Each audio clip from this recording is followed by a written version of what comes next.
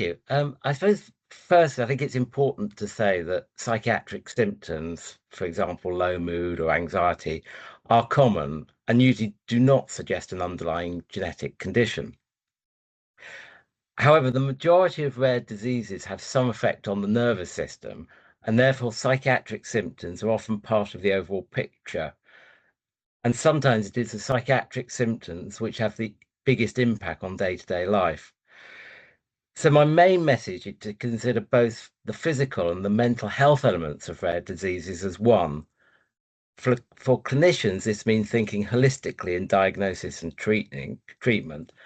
Hopefully, we can raise public awareness that psychiatric symptoms are common in rare diseases and that appropriate mental health care services are needed to support people living with such conditions.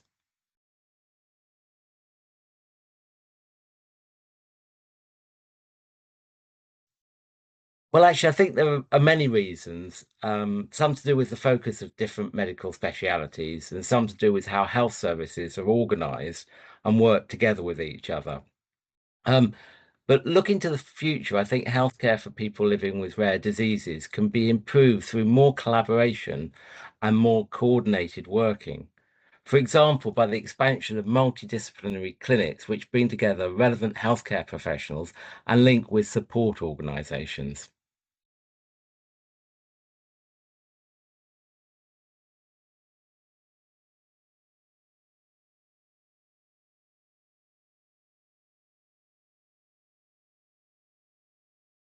So we've concentrated on raising awareness and providing education to the mental health care professional workforce. Uh, our educational activities have ranged from national events and a couple of international events to bespoke hands-on training at a local service level. We've tried to provide training to different professional groups, both together and separately, as the whole mental health care workforce needs to be aware of how genomic medicine is impacting care in the NHS. We've also worked with support organisations like Unique and Young Dementia to gain patient and carer perspectives, and with professional bodies such as the Royal College of Psychiatrists to look at how genomics education can be sustainably embedded in training and continued professional development.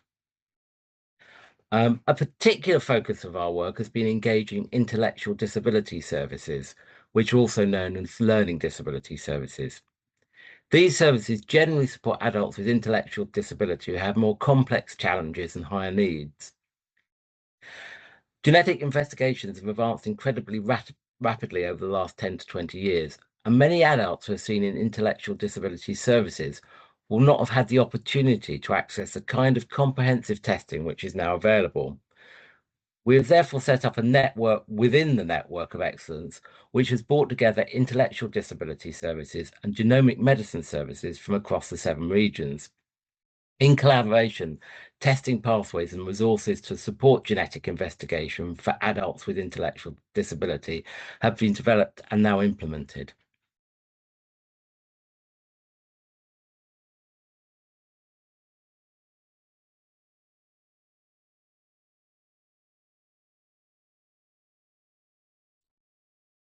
Thanks. So, I mean, on the whole, I do not think it is about right or wrong diagnosis.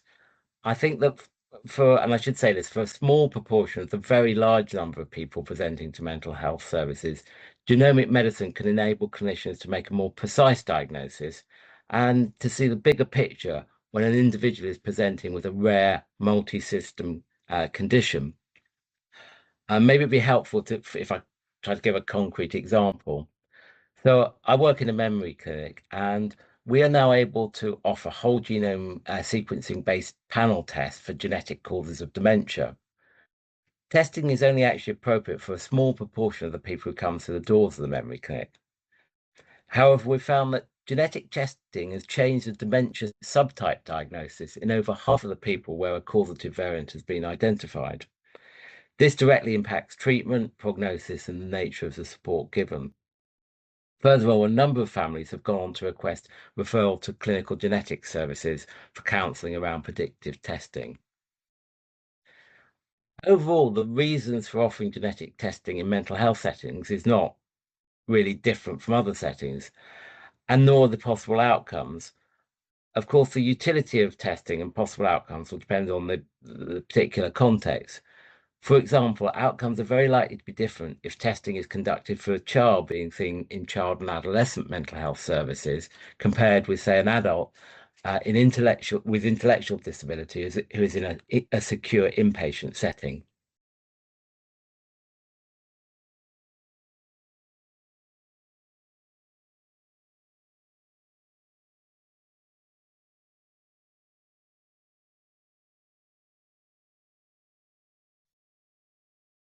So, one of the first things we did was to conduct a number of surveys across a range of mental health care professional groups.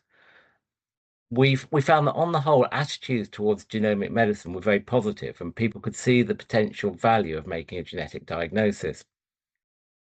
However, a number of common barriers to testing were identified. These included lack of awareness of genomic medicine and the genomic medicine service, lack of confidence about who to offer testing to, lack of knowledge about how to organize testing itself, and uncertainty about who to contact for advice. There are actually a lot of great resources already out there to support clinicians and address these barriers. In particular, resources provided by the genomics education program, such as GeneNotes. I think the challenge is to link clinicians to these resources and ensure there are sufficient resources relevant to the mental health workforce. I'd like to give a shout out to Dr. Pamela Bowman at this point. Pamela has brought together a GeneNotes mental health working group, and we've now published a number of mental health related GeneNotes.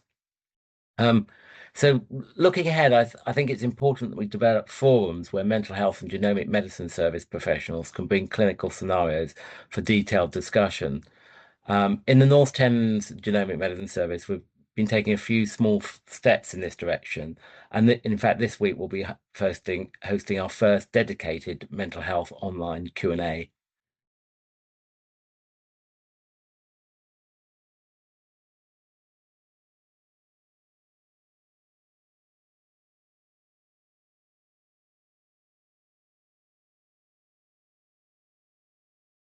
So first up, obviously, I'm fundamentally very optimistic that we can use genomics to improve health outcomes through personalizing medicine.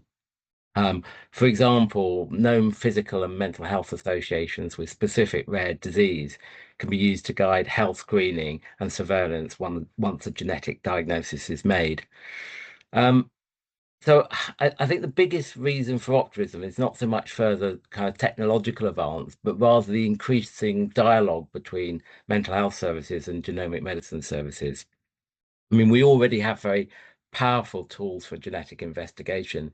It's more about making sure that everyone that might benefit from such investigations has easy access to this to appropriate testing.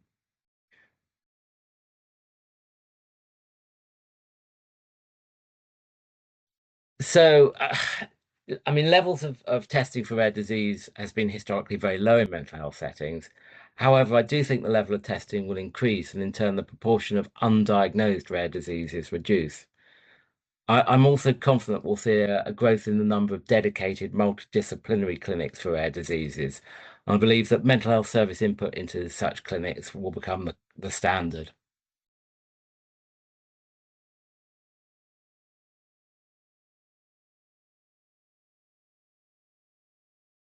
Okay, so maybe this is one thing or perhaps one and a half things, but I think the thing I'd like people to remember is that psychiatric symptoms are common in rare diseases, but treatments and support is available.